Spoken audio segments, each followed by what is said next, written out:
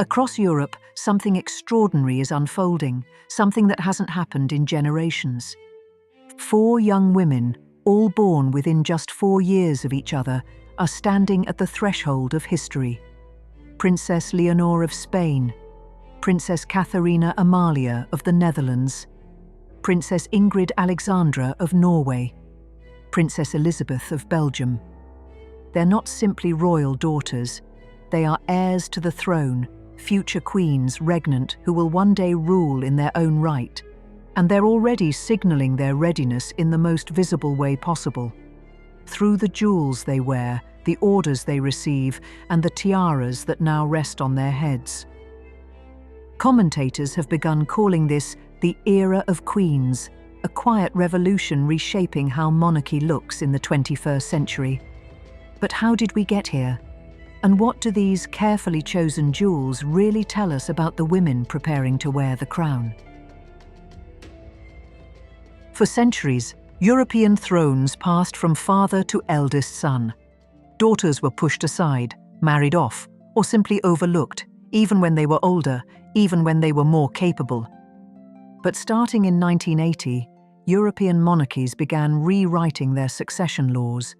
Sweden led the way, followed by the Netherlands, Norway, Belgium, and eventually Denmark, Luxembourg, and the United Kingdom. The new rule was revolutionary. The eldest child inherits, regardless of gender. This system is called absolute primogeniture. And now, decades later, we're seeing the result. Around half of Europe's hereditary monarchies are on track to be headed by women, not by accident, but by law. Leonor of Spain. Princess Leonor, Princess of Asturias, was born in 2005. When her father, King Felipe VI, acceded to the throne in 2014, she became heir apparent at just 8 years old. Spain hasn't had a queen regnant since Isabella II in the 19th century. Leonor is being prepared, publicly and meticulously, to change that. Her 18th birthday wasn't just a celebration, it was a constitutional milestone. On that day, Leonor stood before the Cortes Generales, Spain's parliament, and swore allegiance to the Spanish constitution. She promised to faithfully perform her functions and to uphold citizens' rights and the autonomy of Spain's regions. But it was what happened after the oath that truly marked her transformation. King Felipe personally bestowed upon her the collar of the Royal and Distinguished Spanish Order of Charles III, Spain's highest civil honor. Established in 1771 by King Charles III, this elaborate collar of enameled links and badges has long been reserved for the most eminent figures. Spanish coverage emphasized not just the protocol, but the intimacy of the moment. Felipe's presentation of the collar was described as an important gift from father to daughter, a personal pledge that he was entrusting her with the monarchy's continuity. For those familiar with British royal insignia, think of this as Leonor's equivalent to the Garter collar, her first great badge of constitutional responsibility. Earlier that same day, following her oath before legislators, Leonor received the medals of the Congress of Deputies and of the Senate. These heavy heraldic medals were ceremonially placed on her and adjusted over her white suit. They may lack diamonds, but on camera they read as unmistakable symbols of parliamentary legitimacy, the bond between crown and legislature. Spanish reports highlighted the care with which her parents helped her settle the decorations. It was a small but telling moment. She now carries the weight of the institutions on her shoulders. For the ceremony, Leonor chose diamond drop earrings set with striking blue stones, youthful but suitably formal. Paired with the medals of Congress and the Senate, the earrings framed her face, ensuring that audiences saw both the sparkle of jewels and the sober gleam of institutional insignia. In the broader run-up to her birthday, Leonor had already begun wearing more grown-up pieces from the royal jewel box, notably aquamarine and diamond earrings from Madrid jeweler Aldao, originally associated with Queen Letizia. These earrings were said to have been a gift to Letizia to mark Leonor's birth, and later worn by Leonor herself at the 2023 Princess of Asturias Awards. They visually tied mother and daughter together as the monarchy's present and future. But Leonor's preparation goes beyond jewels. Shortly before her 18th birthday, she began officer training in Zaragoza, a demanding program of military instruction. Spanish coverage made a point of noting that she paused her army course for the oath ceremony, reinforcing the message that she will be, in time, a constitutional commander-in-chief as well as a symbolic figurehead. Imagine the contrast. Leonor in uniform, with minimal jewelry, and then the same young woman wearing the Charles III collar and sparkling earrings in the palace.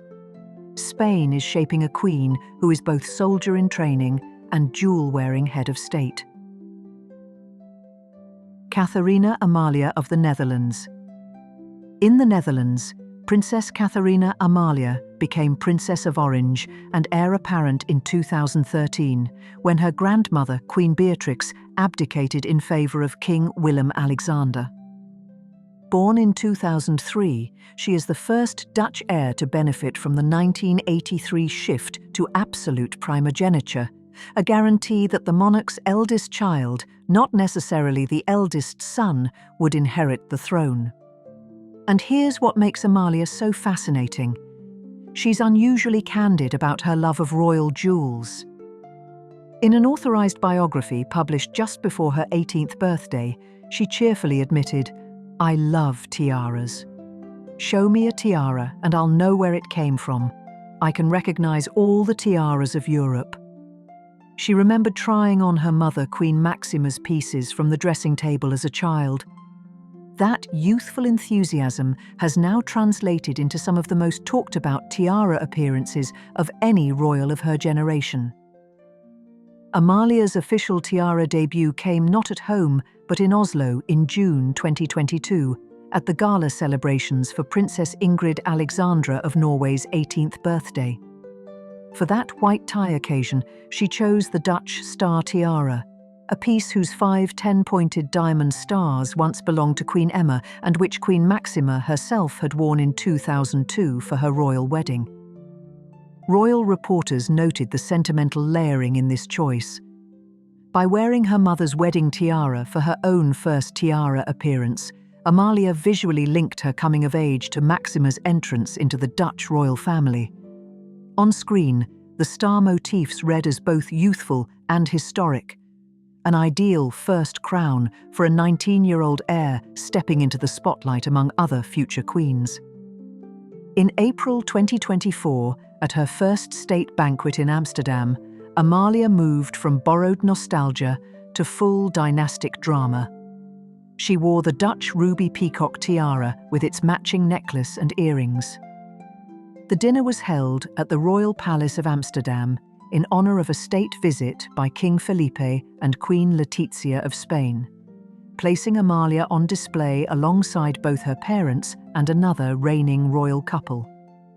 The ruby peacock tiara, with its stylized peacock tail sprays in diamonds and rubies, is one of the most striking headpieces in the Dutch collection. It has become closely associated with Queen Maxima's bold evening style.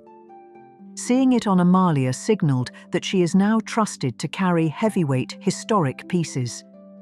Photographs from the banquet show her standing in the back row behind her parents and the visiting Spanish king, literally and figuratively, in the second line of command. In April 2025, Amalia had what one magazine called a full-circle moment when she wore the Melerio ruby parure tiara at a state banquet for the Sultan of Oman. As a child, she had been photographed trying on this very tiara while playing dress-up.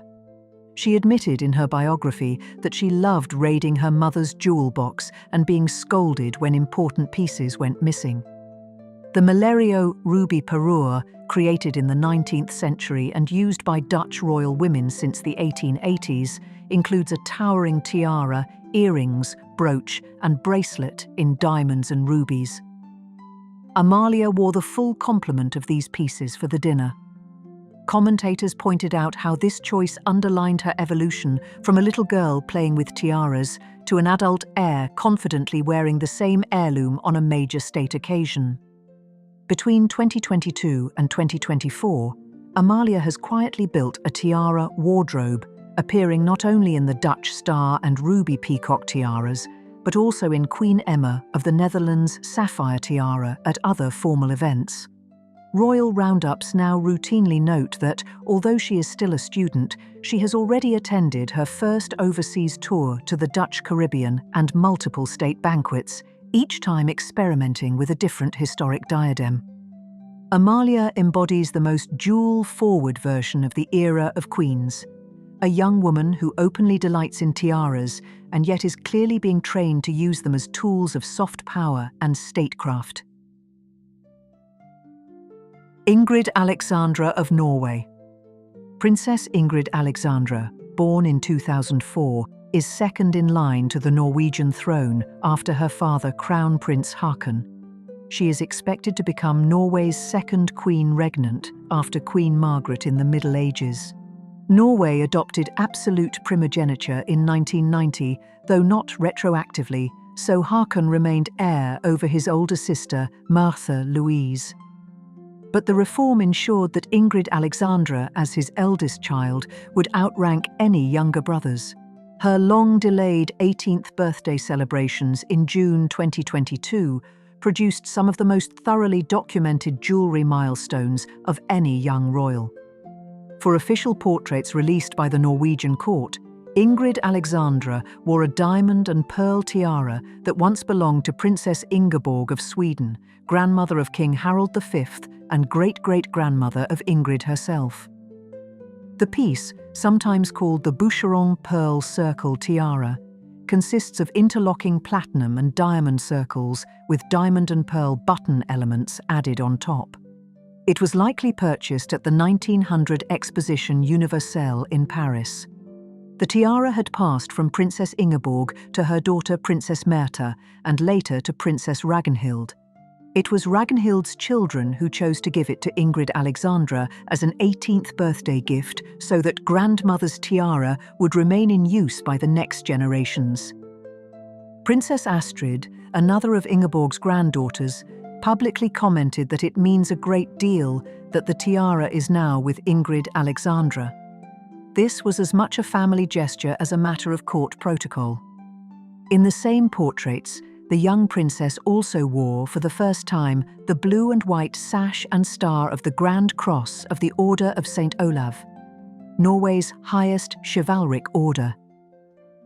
King Harald V had conferred the order on his granddaughter on her actual birthday in January, along with his personal house order, worn as a portrait brooch pinned to her gown.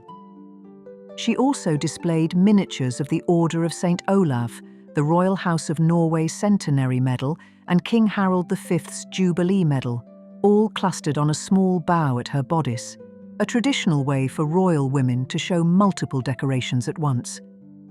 This ensemble of sash, star, miniature medals, and tiara creates an unmistakable visual statement. Ingrid Alexandra is no longer a schoolgirl, but a decorated member of the Norwegian state, standing quite literally in her great-great-grandmother's jewels.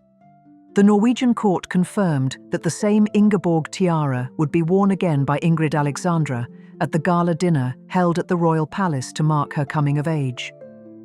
Images from that evening show the tiara catching the light in motion, its circle motifs and pearl tops sparkling above the Grand Cross sash. This is continuity made visible. The same tiara appearing in portraits of Princess Ingeborg in the 1950s, then on Ingrid Alexandra in the 2020s, with a direct line of matrilineal inheritance linking them. Elisabeth of Belgium. Princess Elisabeth, Duchess of Brabant, was born in 2001 as the eldest child of King Philippe and Queen Mathilde. She became heir apparent in 2013 upon the abdication of her grandfather, King Albert II. Because Belgium introduced absolute primogeniture in 1991, 10 years before her birth, Elisabeth outranks her younger brother, Prince Gabriel. She is set to become Belgium's first queen regnant. Elisabeth's first major gala appearance came at Princess Ingrid Alexandra's 18th birthday dinner in Oslo in June 2022. She wore a softly coloured Armani privé gown, the sash of the Order of Leopold, and a striking but previously unknown diamond tiara. The tiara, smaller in circumference but unusually tall, featured a series of high diamond points, some likened to fleur-de-lis, others to butterflies. It did not match any piece previously seen on a Belgian royal. Specialist royal watching outlets immediately noted that she had not opted for more familiar Belgian pieces such as the Brabant laurel wreath tiara, the Nine Provinces tiara, or Queen Elizabeth's Art Deco bandeau. Instead, the new diadem created what one article called a big mystery on her head. Within days, inquiries to the Belgian court produced a partial answer. The tiara is an antique piece that King Philippe and Queen Mathilde purchased specifically for Elizabeth's 18th birthday in 2019, and it is intended to remain in the family.